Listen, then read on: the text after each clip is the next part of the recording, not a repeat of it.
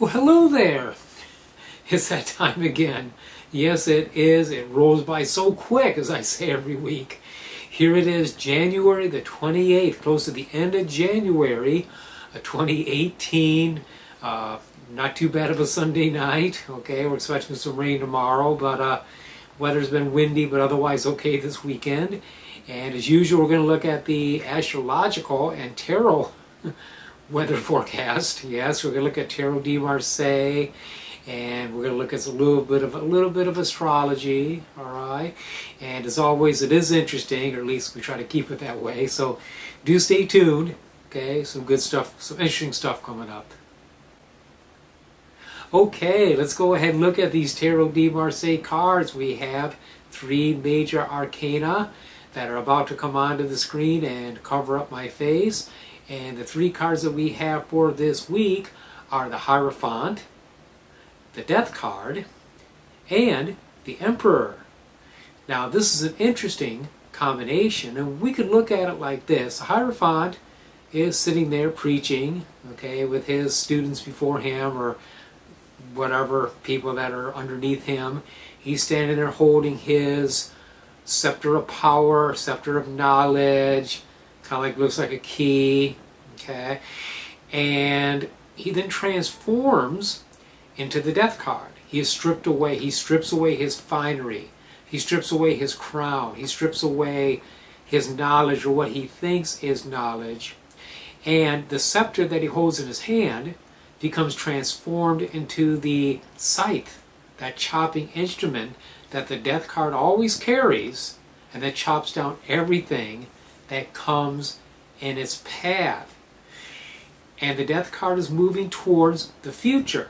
He has stripped himself of things that are not needed. Could be attitudes, knowledge, okay? Because knowledge is good, but also knowledge or beliefs, false beliefs, can constrain us.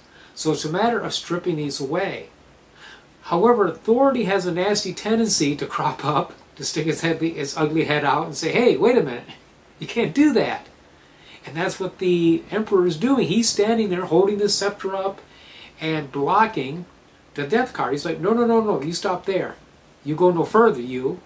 All right, so it's an end to a change, kind of an end to a transformation that we have to try really hard to push past. But see, our egos will do that. Our egos tend to resist change.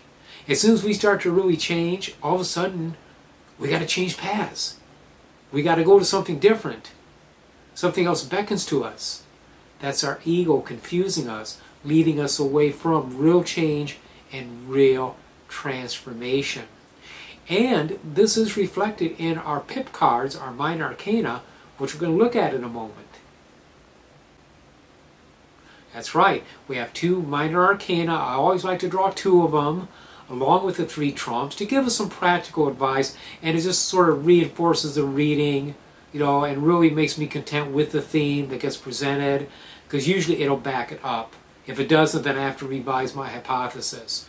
But what we have here is the Ace of Coins, or Pentacles, and the Seven of Cups. Perfectly illustrated. A new beginning. Okay, aces are new beginnings. Coins is the earth. Coin is focus, grounding. And then the Seven of Cups is an obstruction to the flow. It's something that holds us back. Now we can get past it. We just have to push in order to do it. Just like the Death card has to push his way, or try to push his way past that Emperor to go ahead and make continued progress. So again, this reinforces what we saw with the major arcana, and it basically means we just have to push forward, and we'll find that we overcome resistance, and we can go ahead and continue on with a new way of thinking, a new perspective, new ideas that come into us. Okay, time for some astrology. Now this week we got a couple of things coming up. On Tuesday, the 30th, yeah, I think the 30th, this coming Tuesday, this coming Tuesday, we are going to have in the evening the moon trine Mars. Now that's good. That's good. Now if you want to work with Mars energy, and Mars energy is good for like self-defense, protection talismans, energy, force, initiative, physical development. You know, if you want energy or you need to overcome or protect yourself against something, this would be a good aspect to work with. This will be, I think, 9:35 in the evening Eastern Standard Time, if I remember correctly. But just know, towards Tuesday evening, good time to work with Mars energy. And then Wednesday, we are going to have a full moon, and it's also going to be an eclipse. And the moon is also going to be in opposition to Venus. This is not a good time for magical working. Okay, I don't mess with eclipses. And certainly with the moon opposing Venus, that's like, I wouldn't have anything to do with it. Alright, but just so you know, we do have that full moon coming up, and then after that, the moon will be waning, energy decreasing. Good time to get rid of things, people, conditions, whatever is holding us back. Well, there you go. Thanks a lot for watching the blog. We do enjoy doing it. We're going to continue. I saw your comments, especially on Facebook. You know, no, we're not going to stop. We're going to keep going. As a matter of fact, I'm going to do other types of videos. It is going to happen. Okay, so we have some plans for this year and some good things coming up that you're going to enjoy. At least I hope. Okay, listen, thanks again for tuning in. Appreciate your support. Till I see you next week, many, many blessings.